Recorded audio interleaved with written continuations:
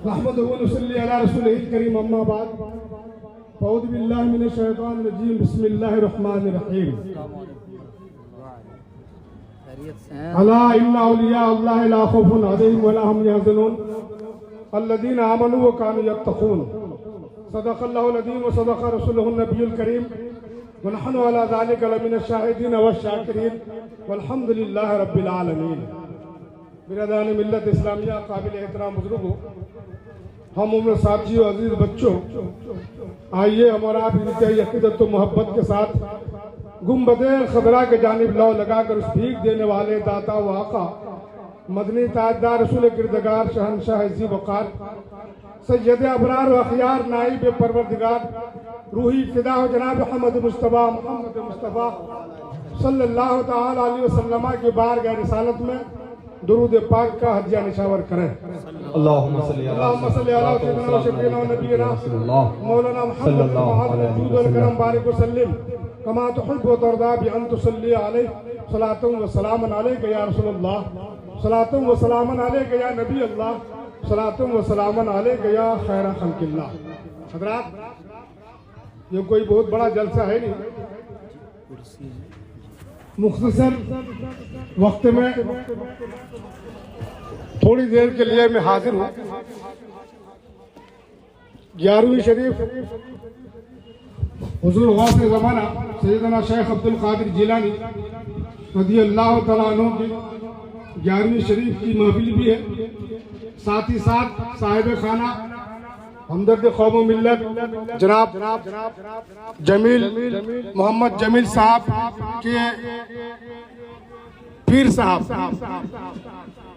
हुजूर अमीन शरीयत रहबर शरीयत पीर तरीक़त हज़रत अल्लामा मौलाना शाह मुफ्ती सिबतैन रज़ा खान अलैहिमुर रहमत रिज़वान की अहलिया मोहतरमा यानी उनकी पीरानी अम्मा के इसाले सवाब के गरज से भी ये महफिल मुनक़िद है। सुभान अल्लाह। यानी यूँ समझिए कि आज का जलसा मजमऊल बहरैन है। माशाअल्लाह, सुभान अल्लाह। क्या पीराने पीर रोशन ज़मीर हुजूर गौसे ज़माने के फ़यूज़ व बरक़ात तो नाजिल हो ही रहे हैं, साथ ही साथ इनके पीर खाना से भी फ़यूज़ व बरक़ात की बारिश हो रही है। बेशक हक है। जाहिर है जो लोग इस मजलिस में हाजिर हैं वो भी इन दोनों फ़यूज़ व बरक़ात की बारिश में गोया हम नहा रहे हैं। बेशक हक है। अफलाक की राहों में गुजर रखते हैं। सुने दोस्तों, सुने, अफलाक की राहों में गुजर रखते हैं। ज़ेरे कदम शम्सो कमर रखते हैं। क्या कहने, वाह। अफलाक की राहों में गुजर रखते हैं, ज़ेरे कदम शम्सो कमर रखते हैं। हो जाता है सर अर्श से ऊंचा उनका। अच्छा, हो जाता है सर, हो जाता है सर अर्श से ऊंचा उनका। सरकार के कदमों पे जो सर रखता है। हरे जिंदा नारे तकबीर। अरे ये बहुत बड़ा शेर है कि सरकार के कदमों में जो सर रखते हैं। हाथों को उठा के इस्तकबाल का नारे तकबीर, नारे रिसालत। यानी सर रखते हैं, उस सर का वो मकाम है कि अर्श आजम से भी वो सर बुलंद हो जाता है। ये इशारा है गौसे ज़माना की तरफ। सुभान अल्लाह। गौसे ज़माना वो पीर है, वो मीरे लासानी है। हुज़ूर गौसे पाक फरमाते हैं कि उस वक्त तक मेरा कोई नाम ले नहीं सकता जब तक कि मैं खुद उसका नाम ना ले लूं। यानी 11वीं शरीफ करने वाले जो हजरात हैं वो 11वीं की महफिल गोया बाद में मुनक़िद करते हैं। उनका जिक्र पहले गौसे आजम की बारगाह में हो जाता है। बेशक, सुभान अल्लाह, सुभान अल्लाह। तो हजरात, हुज़ूर गौसे पाक रज़ी अल्लाह तआला अन्हु की महफिल पाक में हम हाजिर हैं और गौसे ज़माना वो पीर हैं। उलमा फरमाते कि इमाम मेहदी जो अभी क़यामत के करीब में जिनका ज़ुहूर होगा, उस वक्त तक ये सारा ज़माना गौसे आज़म का ज़माना है। इमाम हसन अस्करी से लेकर इमाम मेहदी तक ये पूरा जमाना गौसे पाक का जमाना। हुज़ूर गौसे पाक रज़ी अल्लाह तआला अन्हु की याद, उनका जिक्र, उनका तस्करा हम सब के लिए गोया रूहानी ग़िज़ा है। अल्लाह वालों का जिक्र हम सब के लिए हमा वक्त जरूरी है। हमारा जो अमल है, नमाज, रोजा, हज, ज़कात, खैर व खैरात, ये अल्लाह तबारक व तआला की बारगाह में मकबूल हो कोई जरूरी नहीं, मगर ये वो नफूस कुदसिया है जो सरापा मकबूल है।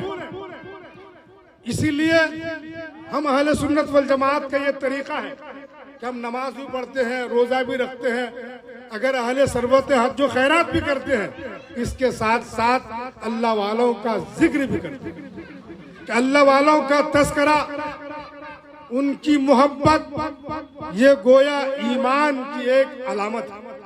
कुरान एक जगह कहता है, ईमान वालों, अल्लाह से डरने के बाद जो अल्लाह के नेक बंदे हैं उनकी सोहबत अख्तियार करो। क्यों? इसलिए कि नमाज, रोजा, हज, ज़कात, जितनी भी इबादत है, अमाल है, इन सब को करने के बाद भी कोई जरूरी नहीं कि आपका ईमान महफूज रहे। ईमान की हिफाजत चाहिए, ईमान को बचाना है तो अल्लाह वालों के साथ रहना है।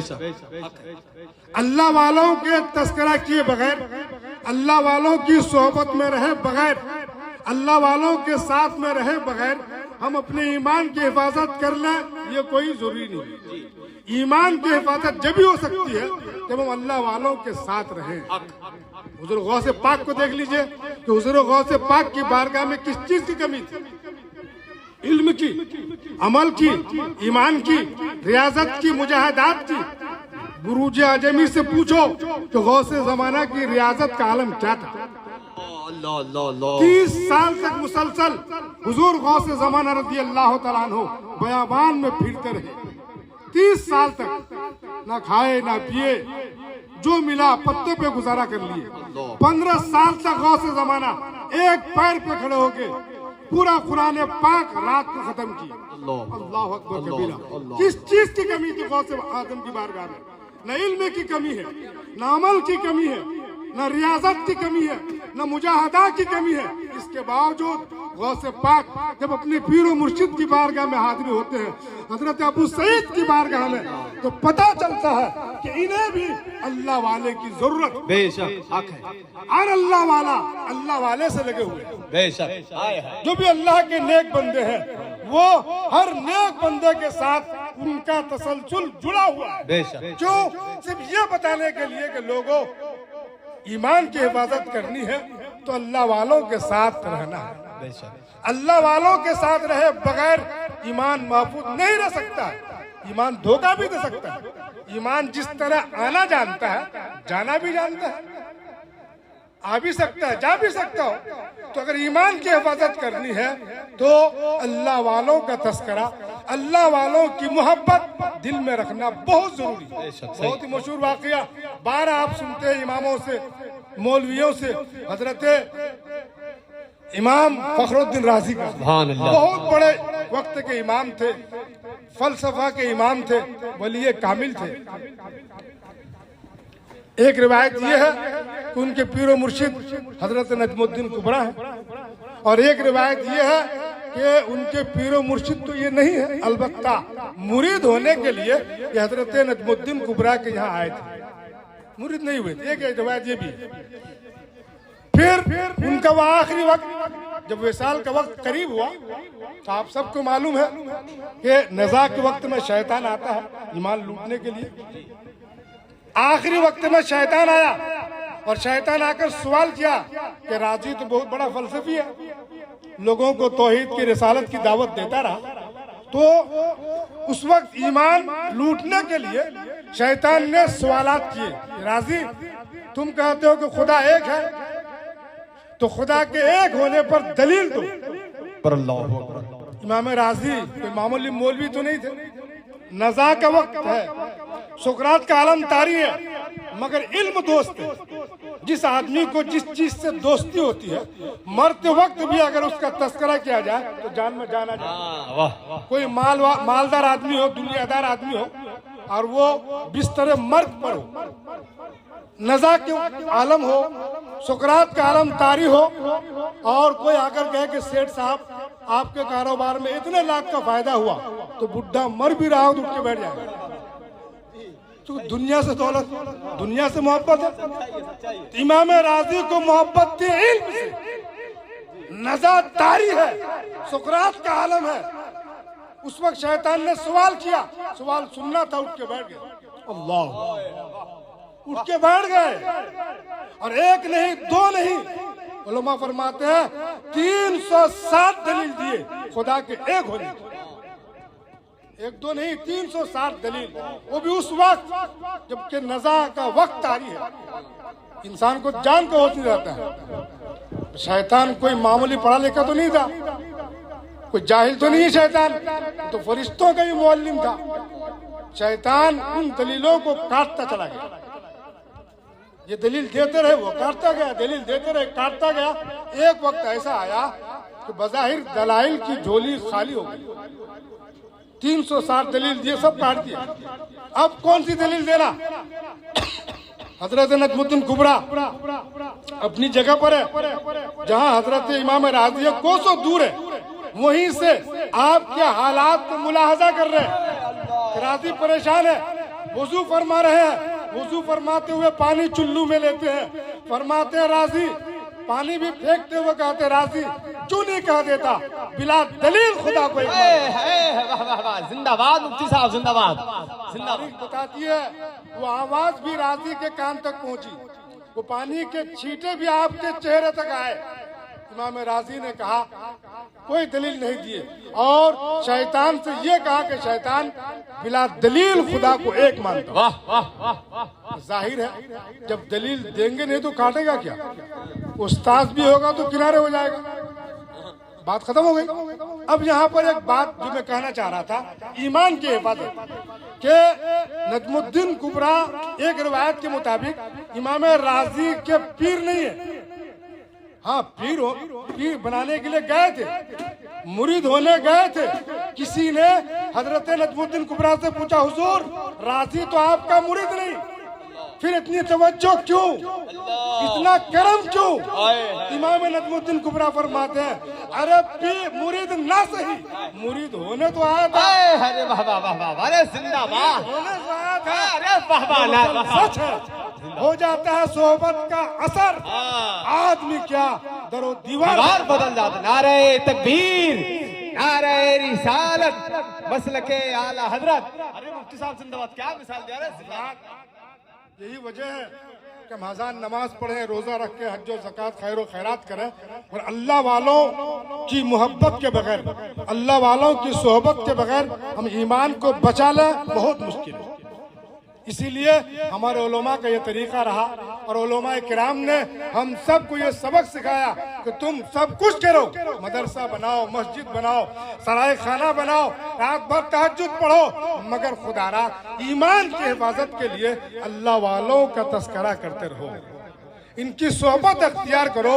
तो हुजूर गौसे ज़माना रज़ियल्लाहु ताला अन्हु की ये महफिल पाक है, और वाकई हमारे दिल में हुजूर गौसे पाक की मोहब्बत पक्की होगी, सच्ची होगी। मेरे आका फरमाते हैं, अलमरओ मअ मन अहब्बा, कल क़यामत के दिन आदमी का हिसाब व किताब उसके साथ होगा जिससे वो दुनिया में मोहब्बत करता था। तो वाकई अगर हम अल्लाह वालों से सही माने में मोहब्बत करेंगे तो गौसे ज़माना रज़ियल्लाहु ताला अन्हु के छतर छाया में आज यहाँ भी हैं, इंशाअल्लाह क़यामत के दिन भी रहेंगे। आखिरी बात, हमारा आपका हाल ये होगा कि हमको मरने के बाद खुदा की बारगाह में हिसाब देना है ना सब। फमन यअमल मिस्काला ज़र्रतिन खैरन यरा वमन यअमल मिस्काला ज़र्रतिन शर्रन यरा, एक एक जर्रे का। मगर इन अल्लाह वालों का मर्तबा देखिए कि ये अल्लाह वाले हिसाब देने नहीं जाएंगे, हिसाब लेने जाएंगे। अल्लाह, कितनी बड़ी बात हुई, बहुत बड़ी बात। अल्लाह ताला से हिसाब लेना वो मामूली बात है। बज़ाहिर ऐसा लगता है कि ये जुमला सही नहीं है, नहीं, अल्लाह ताला से हिसाब लेंगे अल्लाह वाले, अल्लाह के बंदे। और दोस्तों हकीकत वही है। एक मिसाल से आप समझिए इस बात को कि ये हजरत अजीजुल क़द्र हज़रत अल्लामा मौलाना इब्राहिम रजा साहब है, सेठ आदमी है मान लीजिए, इन्होंने 2 नौकर रखा और दोनों के जिम्मे काम दे दिए 8-8 घंटे, तो दोनों को 8-8 घंटे काम करना है। उसमें से एक जो था वो दयानतदार था, उसने 8 घंटे के बजाय 16 घंटा काम किया, ओवर टाइम किया। और दूसरा था कामचोर, वो 4 घंटा भी नहीं किया, सोने में गुजार दिया। रात हो गई, अब मालिक के पास तो जाना है ना, हमारा हिसाब देना है। तो जो कामचोर था वो ये सोच रहा था कि आज की रात ही रहे तो अच्छा है, सुबह होगी ना मुझे जाना पड़ेगा। मगर जो होशियार था, जो 8 घंटे के बजाय 16 घंटा काम किया है, वो अल्लाह से दुआ करता, मौला रात जल्दी सुबह हो जाए, मैं मालिक के बारगाह में जाऊं, तो मुझे इनाम भी लेना है, इकराम भी लेना है। वो तो खुश था, मगर ये जो कामचोर थे ये परेशान। अब करना क्या, मालिक के पास में कैसे हाजिर होऊंगा, सोचा बहुत देर तक। आखिर उसने ये फैसला किया, क्यों ना मैं उसके पास चले जाऊं जो ओवर टाइम काम किया है, 8 घंटे के बजाय 16 घंटे काम किया। गया उसके पास, कहने लगा कि मियाँ ऐसी बात है, मैंने तो कुछ काम किया नहीं, मुझे तो सजा मिल सकती है, तुम तो ज्यादा काम किए हो, ऐसा करो तुम मेरी सिफारिश कर देना तो मैं बच जाऊंगा। तो वो भी नेक आदमी था जिसने 16 घंटा काम किया। उसने कहा ऐसा करो, जब तुम सिफारिश के लिए बोल ही रहे हो तुम यहीं रहो, मेरे साथ चलना, मेरे पीछे चलना, ठीक है। सुबह हुई, मालिक के बारगाह में दोनों आए, जिसने 16 घंटा काम किया वो सामने आगे है, कामचोर पीछे है। तो अभी बारगाह में आना ही था कि मालिक ने देखा कि वो आदमी आ रहा जिसने 16 घंटा काम किया है, खुश हुआ, कहने लगा कि हाँ मुझे पता है तूने 8 घंटे के बजाय 16 घंटा काम किया है, 8 घंटे की तुझे मजदूरी दूंगा, बता उस 8 घंटे के तुझे क्या इनाम चाहिए, मैं तुझे इनाम देना चाहता हूँ। वो मजदूर बोलता, हुजूर मुझे कुछ और इनाम मत दो, एक काम चोर लाया हूँ, इससे माफ करो बिला तमसील। और हुजूर गौसे ज़माना, हुजूर गरीब नवाज सैयदना आला हज़रत फाज़िल बरेलवी, हमारे पीर और मुर्शिद सैयदना हुजूर ताजुश शरिया, हुजूर अमीन शरीयत कल मैदान महशर में हाजिर होंगे। अल्लाह फरमाएगा, गौसे आजम मैंने 5 वक्त की नमाज फर्ज की थी, मुझे पता है तुम रात नमाज पढ़ते थे, 1 महीने का रोजा फर्ज किया था, सालों तुमने रोजा रखा है, अल्लाह अकबर, बताओ तुम्हें क्या इनाम दिया जाएगा। ये अल्लाह वाले के छतर छाए में हम जैसे कामचोर होंगे, गुनहगार होंगे, गौसे आज़म फरमाएंगे, ए अल्लाह मुझे कुछ इनाम नहीं चाहिए, चादर हटाएंगे, ये कामचोरों को लाया हूं, इन्हें बख्श दे। अल्लाह अल्लाह अल्लाह रे, नारे तकबीर, नारे रिसालत, मसलके आला हजरत मुफ्ती साहब जिंदाबाद जिंदाबाद। ये कहते हैं तकरीर, वाह वाह, जिन पर हमको जितना फख्र करे कम है, इसलिए हुजूर गौसे पाक रज़ी अल्लाह तआला अन्हु की हम याद मनाते हैं, जिक्र मनाते हैं। मौला तबारक व तआला अपने हबीब पाक साहिब औलाद सल्लल्लाहु तआला अलैहि वसल्लम के तुफैल आज की इस महफिल को कबूल फरमाए और कबूल फरमाकर हम सब के लिए बिलखुसूस आले खाना के लिए इस महफिल को निजात का जरिया बनाए। अस्सलामु अलैकुम रहमतुल्लाहि व बरकातहू। सलातो सलाम के लिए खड़ो।